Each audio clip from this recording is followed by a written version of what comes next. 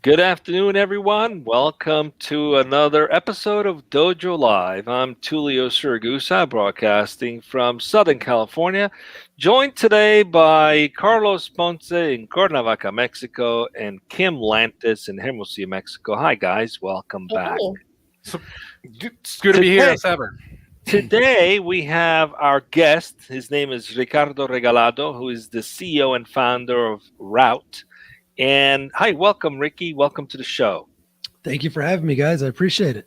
So, we're going to be having an interesting conversation today because quite often blue collar industries often sort of feel left out of the tech play, but they don't have to be. And we're going to talk about that today. But before we do get into that topic, let's get to know you a little bit, Ricky. Could you please tell us a little bit about yourself, introduce yourself to the audience, and then we'll talk about your business as well. Yeah, man, absolutely. I'm from Chicago, born and raised. I'm a Midwest guy, hence the blue collar kind of feel to what we do with our business. 100% Mexican. My father, came over here at 18 years old. My mom was born here. She was born in New Mexico. But we're a big Mexican family. Everybody's hardworking. I was actually the first to go to college. I was the first to be a business owner and entrepreneur.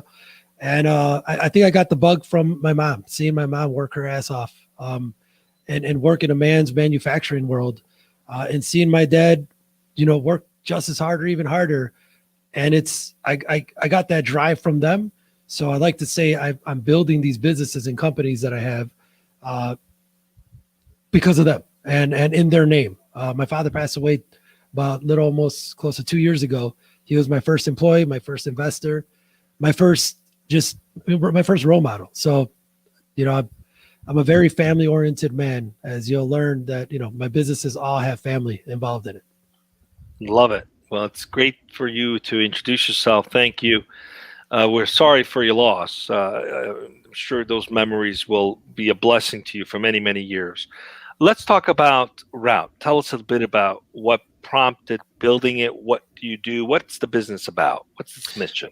Yeah. So I'm one of those stories of I built a solution and a technology tool platform for the same industry that I'm in. The Route is digitizing and streamlining the pen and paper and manual process of our industry. Think of a small business owner, especially in my industry. So let's talk about cleaning, right? Like my family business and my experience core competency comes from commercial cleaning facility services. What we're doing is when I wore all the hats in the beginning, I was a sales guy. I was the quality control. I was accounts payables, accounts receivables. I was sending the proposals. I was inspecting. You do everything when you're a small business owner and in the beginning. As I grew, I hit some walls because I couldn't grow and scale anymore because there wasn't the tools out there that helped you scale your bidding process, scale your sales process, and then take it into operations. So looked, couldn't find it. And I'm from Chicago and we have a big technology ecosystem here. And I'm part of the Illinois Hispanic Chamber of Commerce. And at the time, Omar, who's the president, was like, Rick, man, you keep talking about tech. You keep talking about these ideas. Go do something about it. And he's really he pushed me to do it. I entered a incubator and Route was born, right? But in the sense, we're solving the pen and paper. We're solving the issues of small business owners wearing too many hats and creating the digital solution from that, from step one to the end, right? And then just adding more tools and features to create a platform that helps them compete with the bigger guys. Awesome. Well, I'm curious to learn more. You curious to learn more? I think we're all curious. So, Kim, let's introduce the topic and get right into it. Sure. Thank you so much for being here today, Ricky. So the topic you chose is, and you've kind of unpacked it for us quite a bit already, is blue-collar small business owners can build tech too, rising from cleaning to a tech startup. So first of all, congratulations. I think that from what I'm hearing from you and your story with Root is one of the inherent advantages that you have is the intimate knowledge of how small businesses are run, the problems that you're coming across, and just what your types of your users might need most urgently and then what they could benefit from. Can you talk a little bit about just that insight and how you've maybe put that into play? Yeah, I mean, that's a great point, Kim. Like I'm a subject matter, I hate the word the expert, but in this case, I have expertise in this industry, in the solution that I'm building. So it gives our customers and our members the advantage of this guy walked in our shoes. He knows what it is to deal with these pain points, where a lot of solutions that come out, somebody thought of it. Somebody thought it would be a good solution, but do they really know that, right? How do they prove it? Where in our case, we tested on I have a family business called Regalado Services, and we are a cleaning company. So guess who's always the first one to test the product is my own family business, which gives us that competitive advantage, right? And my software team and the route team is incubated in this office and with the company. So these guys, my engineers, have stripped and waxed, carpet cleaned, gone on sales calls. They know what it is to bid a job. They know what it is to buy supplies. They know what it is to send an invoice. So they really know and are ingrained in the operation side. So it's just an advantage for the customers and the members that are going to be signing up and using our product, that they know, we've been there. All of the team that you're talking to, whether it's head of customer success, whether it's me, whether it's our business development, they've lived in your shoes and they hear it and feel it when they're coming on and onboarding or doing a demo. They'll ping me and message me because we're big on community. We have a lot of followers on social media. They just love that we talk the talk. We are walking in their shoes, talking the talk, just walking the walk, because it's so important.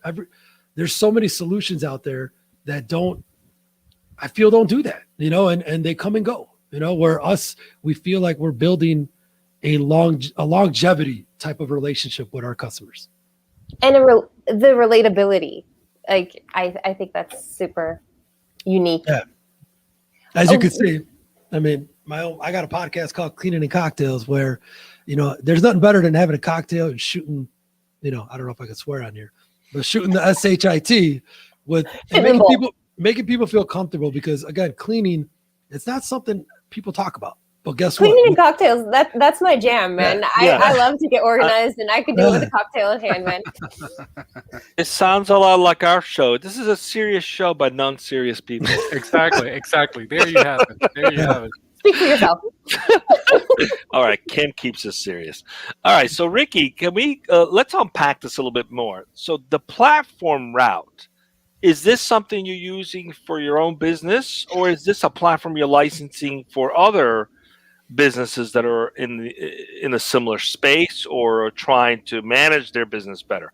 Tell us a little bit more about how it is today and maybe what your roadmap plans are for the future. Yeah, great question. Because everybody always assumes, right? Like, did I build this for me first? And then, how did it come to be a product? From get-go, we knew we were going to commercialize it. We built it for the industry. It just, we tested it on ourselves first to make sure we got it right.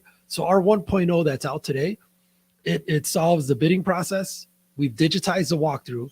So you guys get some understanding. Think about if Dojo had an office and you guys needed a cleaning company, you would search Google or however it is that you would search, and you would find a cleaning company. The next thing they're going to tell you is, awesome, can we do a walkthrough? We have to see the space. We have to get an understanding what the expectations are from you as a client. And you got to get notes. You got to get square footage, pictures. You have to understand what it is that you're going to clean and how much you're going to charge for it. Well, that's what Route does, is it digitizes that, creates a portrait of the space, all within the mobile application. And it's shareable, right? Like, you could be in Chicago and do a walkthrough in Mexico, and the person that's in Mexico can come up with the quote and without ever seeing the place or stepping foot, because it's all in a digital format, right? So we're giving the power of data and technology into the hands of mom and pop shops, small business owners that never had this before and now are able to streamline the walkthrough to the bid to the proposal together on one platform versus using multiple tools. Do you also extend that into the invoicing? Does it also allow for invoicing and then reconciliation? How far does it go? For sure. I mean, my team would probably get mad at me if I talk about the future, but we're working on 2.0. We're raising money. We're on a safe note right now, entering into the pre-seed round in the next 6 to 8 months. But our 1.0 is the sales tool. Our 2.0, yes, to an extent, right? So we're adding CRM. We're supply ordering process, invoice and billing platform. Because what happens with a sale? You close it by getting paid. So it makes sense to do that. And then more and more will get packed on. We don't want to be everything, but we want to be what's important for the sale, which is invoicing and supplies. Because again, when you're a small business owner, there's a lot there that you have to know and understand. If you don't know your numbers, you're screwed. Like you won't win the big contracts. And if you don't win the big contracts, you're never going to grow your business. And I'll tell you what, in cleaning with COVID now, it's a sexy, lucrative business. If you do it right, it's just amazing how it's changed my life. I never thought I'd be in cleaning when I went to school to be a sports agent, Ricky, I got a question for you. It's very obvious to me that, you, as you say, you walk the walk and you know the business, and you had this vision of getting into the tech world without necessarily being an engineer or someone with a technological background. In the way I see it, you're sort of an outlier. So you're like, you have this special vision of how things could work. So, but let's say that your client base might be smaller companies, as you say, mom and pop shops, even companies that might be run by, let's call it older generations, types of owners or folks. Would you say that, or what would you say to these business owners that are kind of in the fence about getting too much into the tech space, or maybe adamant to the whole thing? And I don't know about tech. I'm going to do business the old-fashioned way. What would you say to these people to foster adoption? No, it's a great point, and we're living through that. Yeah, there's users that we'll talk to, and they say, "Oh, I don't need that. It's all up here. I don't need the tool." Right. And my answer to them is, that's okay for now. That's okay for you. And again, this is something one of my angel investors always tells me. He's like, Rick, some people are just going to be content. You cannot, not everybody wants to scale. So our target market is those consumers or customers that want to grow their business. So the only way to grow your business, though, is to be innovative. You've got to adapt to this kind of technology, or the other person is going to, or now clients are asking for it, right? Like, think about now with COVID is contactless. They don't even want you stepping foot in their property sometimes now. So how are you going to bid that property? There's got to be solutions that allow for a digitized way. So again, you could, but the second generation, guess what? That new son or daughter that's coming out of college, they want a mobile app. They want Excel spreadsheets, streamlined. They are looking for innovative ways to stop using so many manual processes. So it's only a matter of time, right? Like, we've got users around the world, Mexico, Canada, South Africa, New Zealand, Chile, Argentina, right? It's a global solution, because cleaning in the US is cleaning in Mexico, it's cleaning in Europe. The process doesn't change. The innovation is not, it's going to make an impact. And I mean, I don't want to force people to adapt. But you've got to be open-minded, man. I mean, it really comes to just understanding where technology helps you, because it's not that it's going to replace you.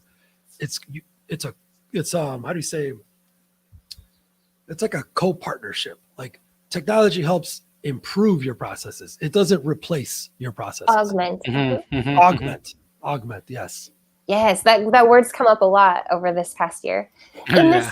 In the same line of what you're doing, and going back to the title of today's show, blue collar workers, what would you say to people like you, perhaps even in different industries, right, who have this idea and might maybe undermine their own ability to step into a technical space? How would you encourage others to do what you did? And maybe you have some case studies or success stories of other individuals. And the flip side, how would you encourage those who are technical to take notice of the blue collar worker and have this increased willingness to pay attention to their needs and ideas? That's a great question, Kim. I mean, so this is something I've actually been dealing with now. Now I'm 2 years into the company. We've got traction, we've got customers. We're past like an idea, right? And an MVP where I've gone through some struggles. And now, especially in Chicago, I'm part of the Latino, community here as far as, Latinos building tech, black and brown building tech, just anybody in general is co-founders, your team yourself up with, I have a non-technical, or I'm non-technical, but I have a technical co-founder. We have advisors. We have a team that we go to say, hey, this is not my cup of tea or my area of understanding. What's your advice? It's ask for help, ask for support. You cannot do anything yourself, but take a risk. I mean, everybody should want to learn things that are outside of your comfort zone, because your brain is your biggest muscle. And if you challenge your brain, your muscle will expand, right? And it starts to pump itself to say, hey, I don't feel right here. This is weird. This is different. But guess what? You're pumping a muscle that needed to be pumped at that time. And technology is one of those things. People, if you don't know about it, you're scared about it. But that's like any other thing though. Like, I don't know much about the medical industry. I don't know much about mechanics. I'm the worst handyman there is. But you still try though. Like as an entrepreneur, you have that mindset that you should want to know a little bit. Just give me a little. Like I could speak on technology now, and I know tech stack, I know language, I know different code, but just a little, just to be a little dangerous. But I didn't know jack before I started this company. So that, I mean, what I'm hearing, Ricky, is you've got to have the vision, the fortitude to want to do something, the ambition to want to do something. But often that ambition is coupled with a bit of an ego that doesn't serve you, right? So I'm hearing is be ambitious, but be humble enough to ask for help and know what you're strong in. And that's a challenge for a lot of people. I mean, let's face it. Also, I think we're all Latino here, right? That's also a challenge in the Latino community, that humility to ask for help, to be vulnerable, to ask for help. It's like we're raised to be very proud and to know it all. That's just how we're culturally raised, right? So how did you get past that and realize that there's actually strength in the vulnerability of asking for help? Because ultimately it's about building something, right? Not showing that you've got it. How did you get through that? Was that a challenge for you? Yeah. And what did you learn in doing that you could share with others listening, perhaps, that are like, yeah, I got that problem too. How do I crack through it? Man, you know what? And this is something that like with Regalado, right? My family business, we got about 700 employees. We're in about 20 states. We've got a culture where in the beginning it was always me doing everything. And then you bring on help. That like trust is a big factor. I didn't trust anybody in the beginning. My first 3 years, me and my wife and my cousin and my dad, mom, we did everything. And I didn't trust people. I Googled everything. I researched everything. I thought I could figure it out first. So I did struggle with, thinking somebody else could help me, but I couldn't honestly tell you when that was, as far as like, if it was just something that triggered. I think it has to do with you as a person. There are the people that are the leaders.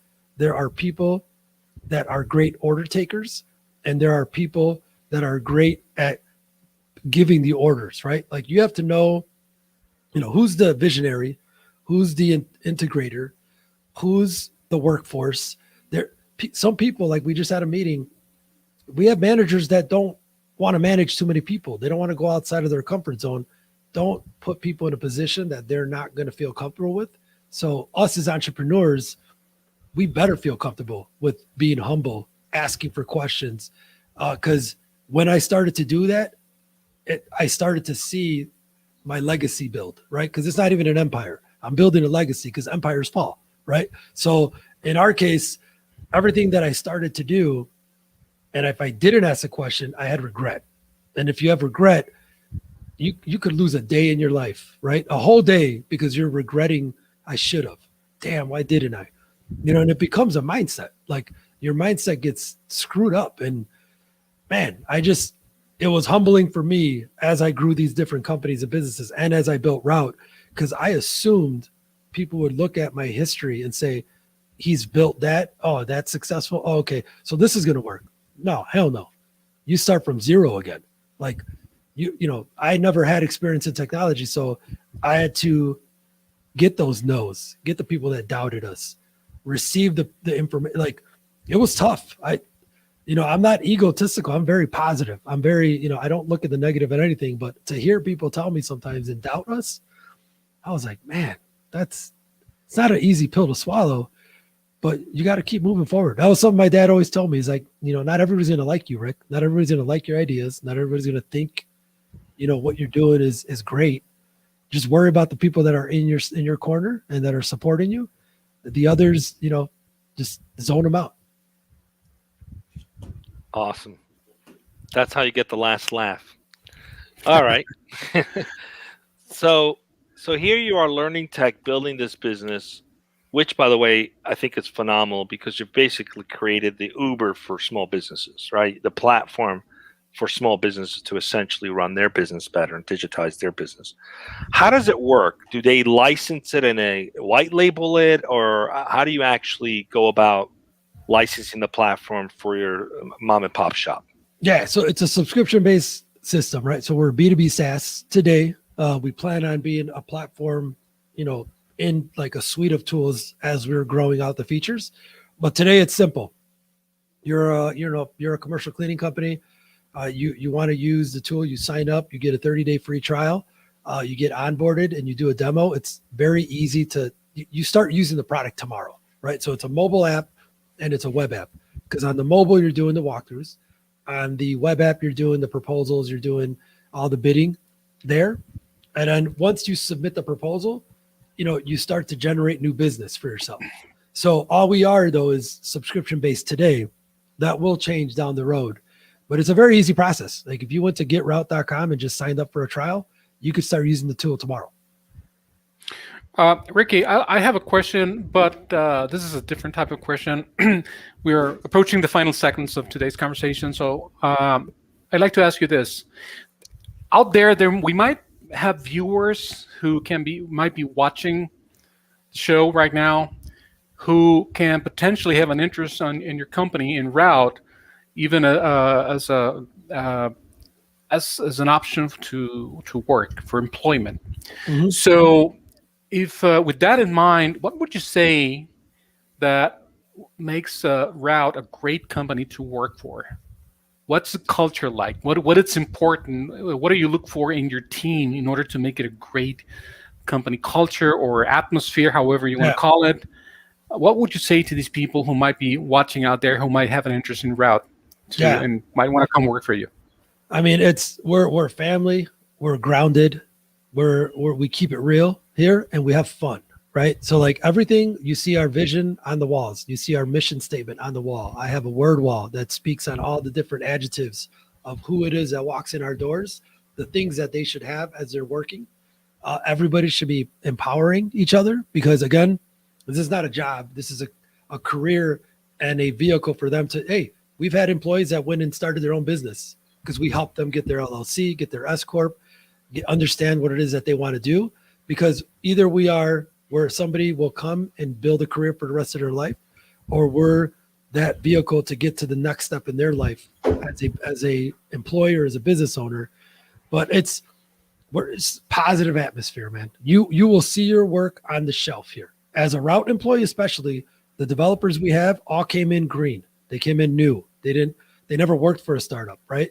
Because it's tough. It's a grind. So with here, their work's being put on the shelf. They're proud because they see that we have 250 plus customers using the application.